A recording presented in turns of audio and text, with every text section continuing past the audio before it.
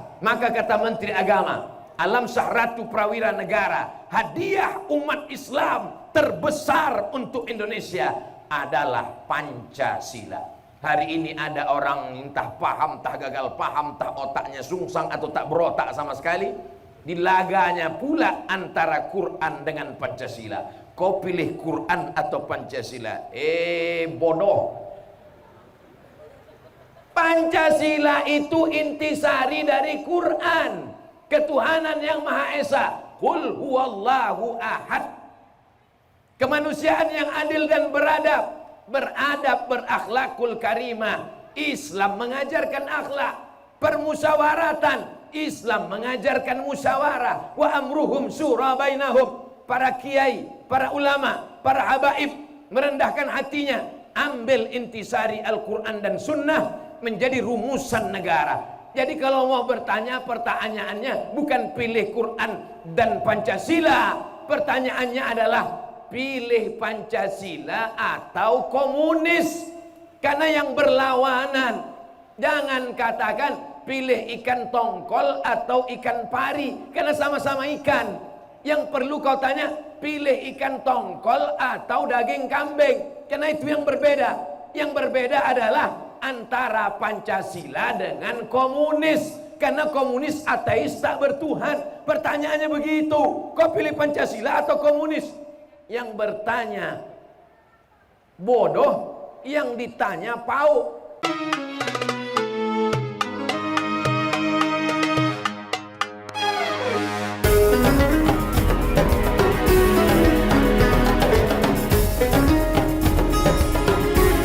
Pada kesempatan ini saya bahas 5 penyakit. Kenapa sikit kali Pak Ustadz? 5 itu aja pun dah parah kali. Ini pun penyakit yang kronis, yang akut. Adapun ibarat penyakit yang kita bahas ini, jantung koroner, diabetes meletus, sakit kanker. Adapun penyakit kurap panu dan kadas, Bapak Ibu uruslah sendiri. Penyakit yang pertama namanya penyakit liberalisme. Ada patung di Amerika, tangan menunjuk begini, nama patungnya Liberty. Liberty artinya pembebasan. Liberalisme, anak-anak kita diajarkan hidup bebas tanpa ada ikatan. Kau kenapa pakai celana panjang? Karena agamaku Islam melarang menampakkan aurat. Ngapai kau mau diikut-ikut, diikat-ikat? Kita hidup lahir bebas. Lahir telanjang, hiduplah telanjang. Sudah ada nama alirannya nudis. Bebas mau pakai apa saja. Kau kenapa tak minum khamar, tak pakai sabu, tak mengisap ganja, tak pakai narkoba? Karena larang oleh Islam, haram. Hidup bebas. Hidup hanya sekali. Mabuklah sampai mati. Di-share melalui internet. Ditebarkan pemikiran jahat ini melalui Facebook, Twitter, grup-grup WhatsApp. Bahkan ada satu website khusus untuk menyebarkan hidup bebas tanpa ikatan. Maka Islam melarang kita untuk kemaslahatan diri, agama dan bangsa. Kulu, makanlah, silakan makan, bebas. Tapi ada yang tak boleh dimakan. Innamal khamru, khamar, wal maisir, judi, wal ansab, menyembelih binatang untuk berhala, wal azlam, mengundi nasib, rijsun, najis, min amalis syaitan, perbuatan setan, fajtanibu. Perempuan mau pakai pakaian, silakan, tapi aurat tetap ditutup, jangan sempit, jangan transparan, jangan nampak bentuk, jangan solek jahiliyah. Dulu orang mencaci maki, sumpah serapah, cadar. Ini tradisi Arab. Bebuih mulut orang mengejek cadar. Didatangkan Allah COVID. Laki-laki pun bercadar. Baru kau tahu. Mudah bagi Allah Subhanahu wa ta'ala. Dulu kalau ada orang bercadar menjadi pusat perhatian. Terbuka biji mata orang menengok. Sekarang yang tak bercadar lah yang diperhatikan prokes. Mana cadar kau? Mana cadar? Ini doa-doa orang bercadar nih, COVID nih datang. Salah pula. Saudara yang dimuliakan Allah Subhanahu wa ta'ala, maka Allah kalau mau membalas mudah saja bagi dia. Innama amruhu idza arada syai'an ayyakula lahu kun fayakun. Kau ejek agama Allah, kau katakan tak usah diikat-ikat, tak usah kami dibatas-batasi, kami mau hidup sebebas-bebasnya, maka sesungguhnya Allah subhanahu wa ta'ala memberikan ikatan karena dia sayang kepada kita. Hurrimat alaikum ummahatukum, jangan kau nikahi emakmu, wa banatukum, anak perempuanmu, wa akhawatukum, saudara perempuanmu, silakan kau nikah. Tapi ada yang tak boleh dinikahi. Sekarang mereka mau bebas sebebasnya, semua boleh dinikahi. Bahkan ada satu orang di Eropa menuntut, mengadukan gugatan ke pengadilan supaya dia bisa menikahi anak kandungnya sendiri. Bayangkan itu. Ini sudah gila dunia ini. Maka ini salah satu penyakit manusia modern, namanya liberalisme. Aliran yang mau hidup bebas tanpa ikatan. Menikah dalam Islam mesti ada akad, ada wali, ada saksi, dua orang adil saksinya, ada ijab, ada qabul, ada mahar. Lalu dia mau bebas tanpa ikatan. Namanya kumpul kerbau. Kata orang Jakarta, kumpul kebo. Bebas tanpa ada ikatan.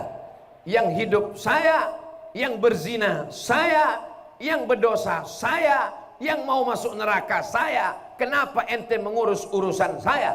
Begitu entengnya mereka berkata. Lalu orang yang tak mengaji pun bingung menjawab. Betul juga kata kau ya. Kalau gitu kau ajalah masuk neraka. Padahal dalam Islam ada namanya amar ma'ruf nahi. Itulah yang dibacakan anak kita tadi. Wal takum minkum ummatun yad'una ilal khair. Ajak orang buat baik. Wa yanhauna 'anil munkar. Larang orang buat mungkar.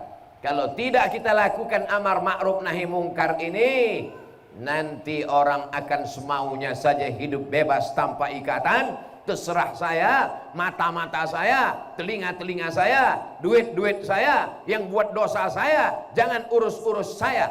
Memang yang punya mata kau, yang punya telinga kamu, yang buat dosa kamu, yang masuk neraka kamu. Tapi kalau azab Allah datang, yang kena bukan cuma rumah kau aja, bodat. Bilang sama dia, lengkap sama bodat-bodatnya. Saudaraku yang dimuliakan Allah subhanahu wa ta'ala, saudaraku yang dimuliakan Allah subhanahu wa ta'ala, ini kalau orang yang benar tidak bersuara, maka orang batil bersuara. Yang benar merasa batil, yang batil merasa betul. Saking banyaknya orang batil bersuara, orang betul diam. Yang betul merasa batil, yang batil merasa betul. Betul batil, batil betul, betul batil, batil betul. Siapa yang betul, siapa yang batil? Maka mesti disuarakan ini. Bapak ibu tak usah bersuara. Yang takut kena bully, yang takut kena caci maki, tak usah bersaudara. Kirim di grup-grup WhatsApp. Jangan komen dulu guys, jantungmu lemah. Ini terlalu berat untukmu, biar Ustadz Somad saja yang menanggung. Kalian cukup like and share. Saudara yang dimuliakan Allah subhanahu wa ta'ala, ini penyakit pertama, namanya liberalisme. Isme itu artinya pemikiran. Komunisme, liberalisme, pemikiran. Liberal, bebas. Liberalisme, pemikiran bebas tanpa ada ikatan. Tak ada ikatan agama. Penyakit yang kedua namanya sekularisme. Sekular artinya hidup ini tidak diatur oleh agama. Agama urusan privat antara hamba dengan Tuhan. Masalah bernegara jangan bawa-bawa agama. Masalah urusan RT RW bertetangga jangan bawa-bawa agama. Di dalam kamar, di dalam kepala, di dalam hati berdua dengan Tuhan. Pejam mata ingat Tuhan. Dah cukup. Tuhan hanya ruang privasi. Padahal dalam Islam tidak demikian. Dalam Islam diajarkan, idza waqa'az zubabu fi ina'i ahadikum, kalau masuk lalat ke tempat air minum kamu, itu maka air minum itu ditutup. Hebatnya air minum di pesantren Sudaniyah, ditutup, tak ada yang bisa masuk. Musolanya terbuka, kelelawar pun masuk. Kalau sebesar itu pintunya, jangankan kelelawar, helikopter pun masuk dalam. Ada minuman kopi, teh, susu, ginseng, datang lalat, disangkanya airport Polonia, mendarat dia, masuk dia ke dalam. Apa yang dilakukan? Kata Nabi, idza waqa'az zubabu fi ina'i ahadikum, kalau masuk lalat ke tempat air minum kamu, falyughmishu, celupkan, karena di salah satu sayapnya ada bakteri kuman penyakit, dan di salah satu sayapnya ada obat penawar. Idza tasa'aba ahadukum, kalau kamu menguap, falyarudda mastata'a, kalau kamu menguap, tahan, jangan buka mulutmu lebar-lebar macam kuda Nil mau mengunyah Monas. Apa yang maksud Ustadz maksud lalat dengan menguap ini? Kalau menguap saja diatur oleh Islam, kalau lalat masuk ke tempat air minum aja diatur oleh Islam, apalagi bernegara dan bermasyarakat. Islam mengatur segala aspek kehidupan. Sedangkan orang sekuler mengatakan jual beli di pasar, Islam tidak mengatur. Konsep antara pemimpin dengan rakyat, Islam tidak mengatur. Padahal ya ayyuhalladzina amanu, hai orang-orang beriman, udkhulu fis silmi, masuklah kamu ke dalam Islam kafah, secara total, dari mulai masuk WC, masuk masjid, sampai masuk ke parlemen, menentukan keputusan, semuanya berdasarkan Islam. Ya ayyuhalladzina amanu, hai orang beriman, atiullah, taatlah kepada Allah, wa atiur rasul, taatlah kepada Rasul, wa ulil amri. Ulil amri itu siapa? Pemimpin. Kalau cerita tentang pemimpin, berarti ada yang dipimpin. Kalau ada pemimpin, ada yang dipimpin. Konsep tentang apa? Tentang negara. Maka ulama mengkaji fikih. Ada namanya fikih ibadah, salat, zakat, puasa, haji, wakaf. Ada namanya fikih nikah, tolak, rujuk, li'an, khulu, zihar. Ada namanya fikih muamalah, jual beli, gadai menggadai, pinjam meminjam. Ada namanya fikih daulah yang disebut dengan siasah syar'iyah. Mazhab kita mazhab Syafi'i. Imam besar dalam mazhab Syafi'i, Imam Al-Mawardi, meninggal tahun 450 Hijrah. Kitabnya sudah lebih berumur 1000 tahun.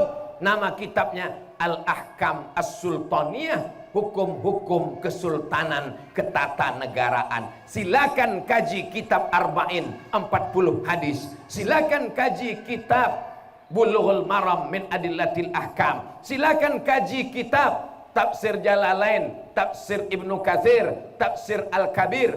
Tapi kaji juga kitab Al-Ahkam As-Sultaniyah, hukum hakam kesultanan, hukum hakam kenegaraan menurut perspektif agama Islam.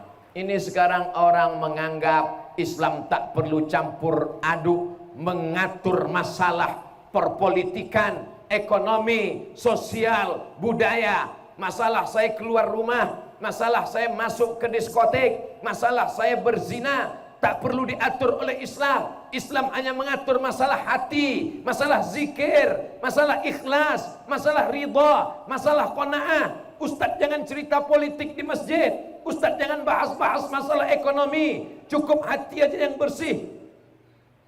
Kenapa anak ibu tak berjilbab? Bebas lahir ke dunia.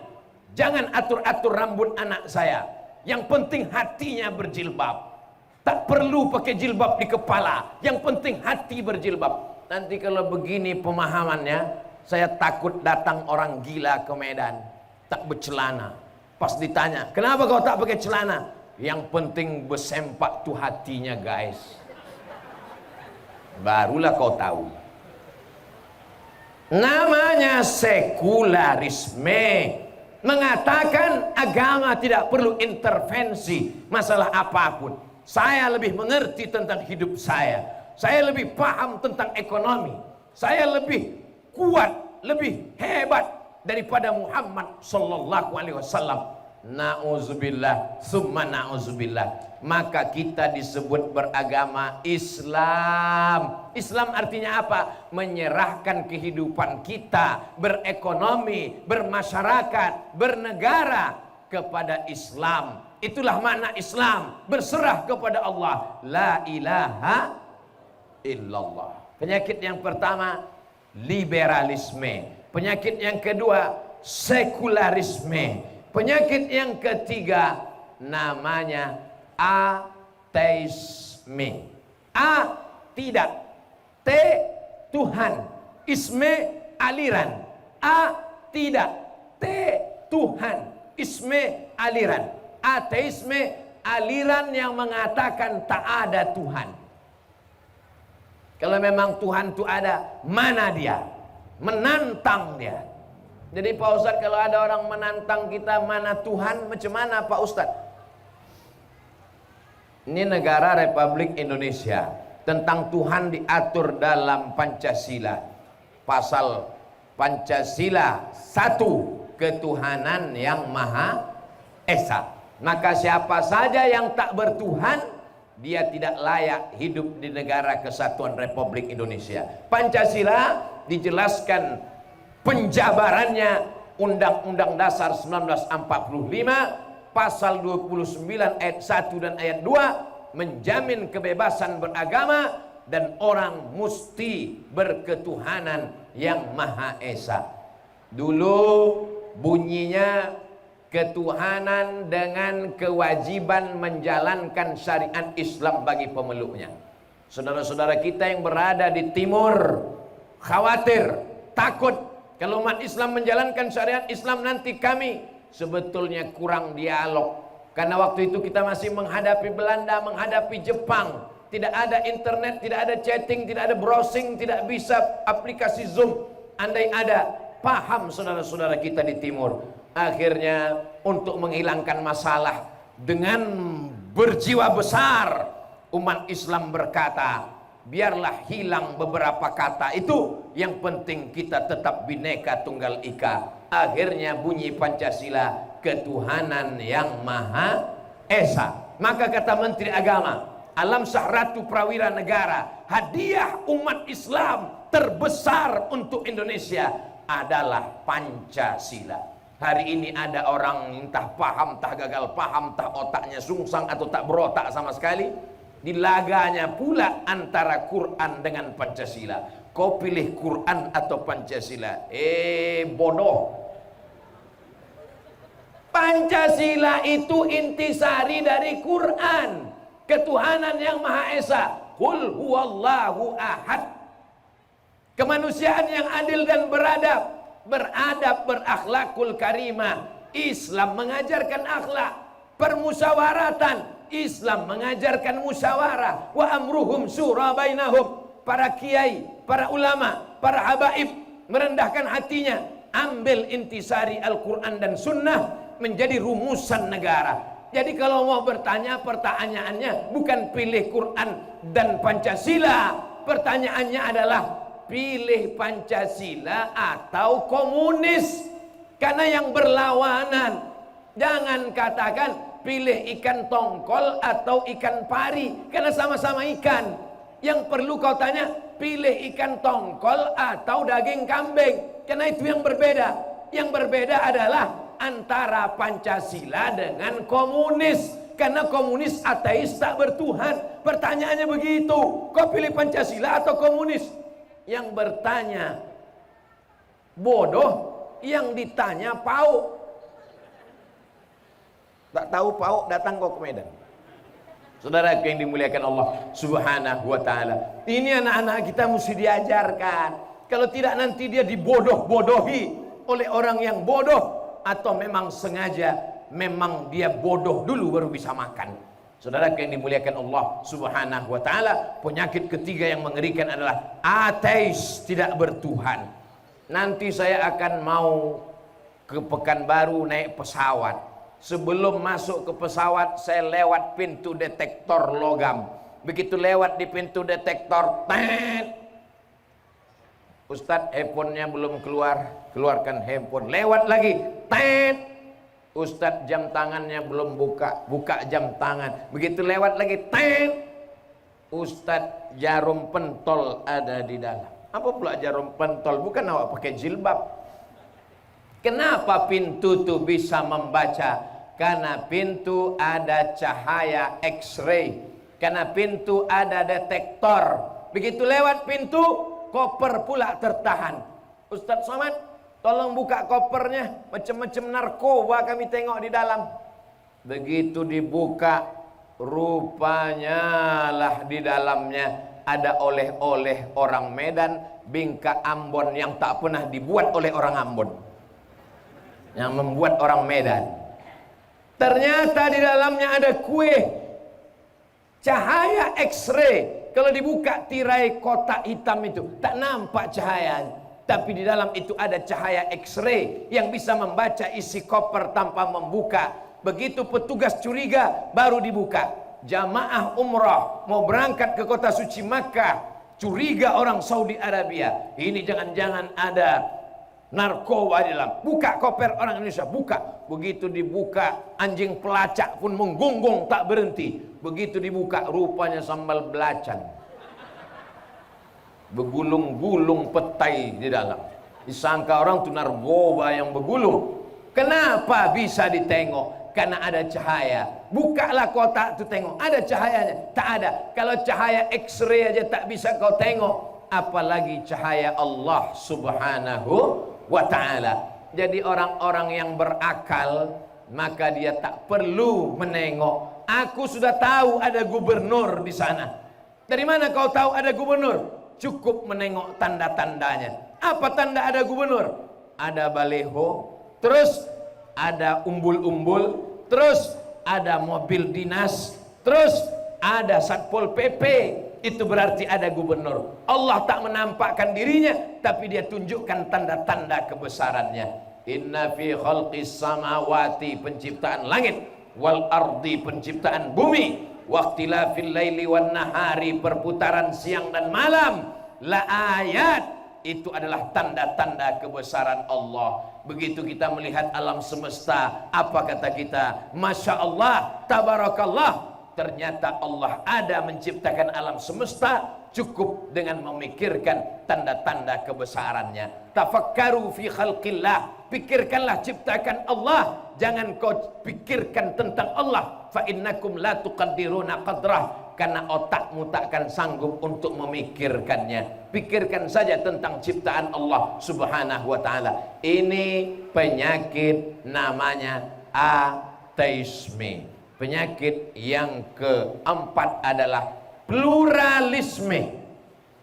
Plural artinya plural jamak, singular satu, plural jamak. Pluralisme aliran yang mengatakan bahwa semua benar, tidak ada yang salah. Jamak, semua yang jamak ini benar, tak ada yang salah. Ini kalau begini nanti anak-anak kita bisa murtad. Kenapa? Karena dia menyangka semuanya benar. Bahkan apapun yang dia lihat, apapun yang didengar, apapun yang dia tengok, apapun yang dia baca adalah benar. Hancur Islam kalau begini. Maka dalam Islam diajarkan inna dina indallahil Islam. Yang dibisikkan ke telinga anak kita, la ilaha. Kalau semua benar, untuk apa Nabi mendakwahi Abu Jahal, Abu Lahab? Kalau semua benar, untuk apa Nabi berkirim ke raja Kaisar, raja Romawi, Kisra, raja Persia, Mukaukis, raja Mesir, Aslim, masuk Islam kalian? Kalau semuanya benar, untuk apa Nabi mendakwahkan la ilaha illallah Muhammadur? Pluralisme menggugurkan akidah, tapi jangan dipotong ceramah ini. Makanya jangan dengar ceramah potongan semenit 2 menit. Tengok yang aslinya. Di mana ceramah aslinya? Di pesantren Sudaniyah, lengkap, full. Tapi kami tak bisa datang karena sudah selesai Pak Ustadz. Kalian tengok aja di channel Abdul Somad Official. Tak ada paket kami Pak Ustadz. Kau cari wifi gratis. Saudara yang dimuliakan Allah Subhanahu wa taala, jangan gara-gara menolak pluralisme lalu engkau memancung tetanggamu yang berbeda agama. Ini perlu diluruskan. Kita menolak pluralisme, tapi kita tetap menghormati orang yang berbeda agama dengan kita. Masalah hidup sosial, bertetangga, satu kantor, satu RT, satu RW. Wala ana abidum ma'abattum wala antum abiduna ma'abud lakum dinukum. Ceramah tentang kerukunan umat beragama di Medan, Sumatera Utara, mubazir. Kenapa? Karena orang Medan paling rukun tentang berbeda suku, bangsa dan agama. Betul apa salah?